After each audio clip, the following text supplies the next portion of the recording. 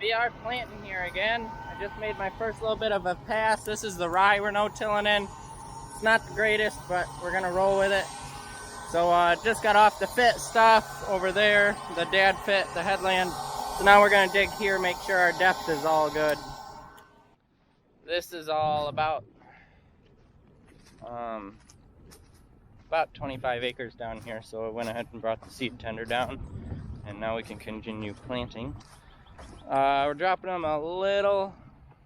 It's kind of iffy right now. I'm on the row. I got to get off the row, but where we're at, we may have to shallow up a little bit, but we'll see what it looks like after we do the headlands and get out into the center of the field. And what I mean by on the row is, since we're no-tilling, there are rows of corn stubble, and if you get on top of the row, you really just can't penetrate in. You're still penetrating through a root ball and everything of the previous corn crop. So what you want to do is you want to try and get in between those two rows there and go right down the center. So it's hard to do on the headlands because obviously it's really hard to see where the rows of corn are, but I am for sure on one right now. So I'm going to try and get off of it and then keep going. All right, we got headlands done. We're making our first actual pass. I'm going to get out here and start doing some digging again. Man, this field is planting nice. It is smoother no-tilling this than it would be if we fit it up and planted it. I'm able to roll 4.5, 5 miles an hour compared to fit ground. I'm usually 2.5 to 3. Maybe I can push 3.5. Okay, so there's our bean right there. That looks pretty deep. Yeah, we're at 2 inches. This is sandier soils, but we are forecasted to get a good amount of rain, so I'm gonna shallow up and get it up to about 1.5 inches. The headlands were compacted and a little bit harder to penetrate, so that's why we were running a little deeper. And so now, since we're out into the more virgin part of the field, we'll bump our depth a little bit. But the rye is a lot better out here. You can see the rows going down. Still not as heavy as I would have liked it. This was seeded at about 30 to 40 pounds per acre. So I think next year, this fall, we'll seed about 50 to 60. I think that will yield a lot better results. And then we had a dry fall, and we were in a severe drought most of the winter time. So this did not emerge until about a month ago. But we got good growth on it for that. It'll be in here another month to maybe a month and a half, and then we'll come in here and kill it. Our depth is all set now. We're at about 1.5 inches. So now it is just back and forth until this field and the field on the other side of the tree line is done. We're 5 acres in now with the headlands in this first pass. There we are. We're playing a little heavy. We're at 126, but that does dip a little bit every now and then, so I don't want to have too little out here. I'd rather have too much, especially with this being a no-till field. It's definitely better to put more seed out than less seed, and we can always call the seed guy and buy more if we don't have enough. Alright, so I got out a little bit ago and made a population adjustment. I know I said I wasn't going to, but I decided I would, because we were pushing 130,000 at some point. We're right at 122 to 123,000. The planter itself, the gearboxes from the book, are set at 110,000. I don't know about you, but it's the same way with corn. I have to adjust it depending on what the monitor says.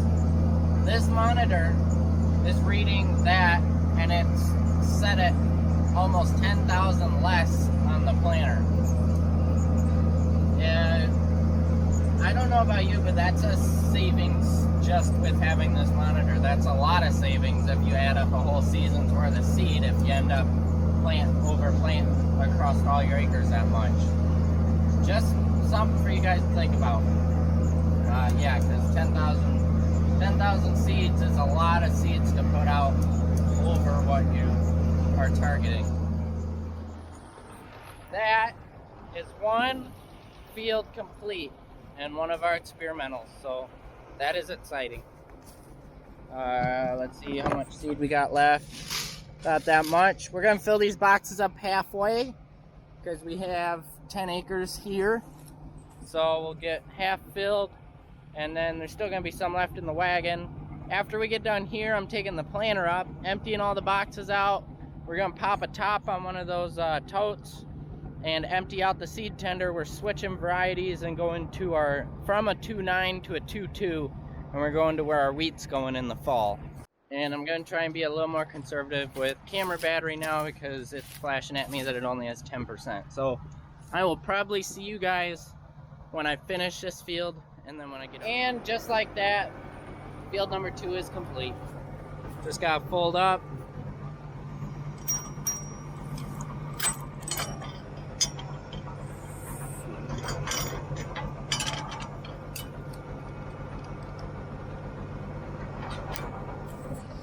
Finish folding up and then get to the farm for our hybrid change.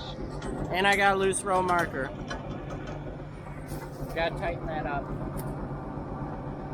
Other one's still tight though. Just noticed one of the plugs that I did the O-rings on the hydraulic pump on this is leaking. And it's not a small leak, it's not a huge leak. Like, I'm not crippled right now, but I'm gonna have to check that out. Figure out what we're gonna do about that. Well, some time has passed. I went out, sprayed about 40 acres of custom stuff. Got him all wrapped up with beans. He finished planting today. We're gonna go out and start planting now. That hydraulic leak was one of those plugs that I did all those O-rings on the pump. Luckily it was a top one that we could get to with everything on there. Got that taken off, replaced the O-ring, just had one off the shelf. Didn't have one of those Teflon things, so it's running without that. That's just a protector for the O-ring, so keeps it from getting twisted around when it's tightened up. So if it's not leaking, it's not gonna leak. And then did the variety change. We're now, instead of planting a 2.9, we're planting a 2.2. I gotta go take a picture of the box so I got the full variety to both monitor. But we're gonna head out and start planting again. Well, as you can see behind me, the planter's in the barn and it is dark out. We got a good day of planting in after we fixed everything up. Got about 55 acres planted today, and we got about 35 acres sprayed. So all in all, really good day. And yeah, wish I could have got more on camera, guys, but we were kind of rushing there last second to get everything in. There was a chance of rain, so we were just crunching our way through everything as fast as we could.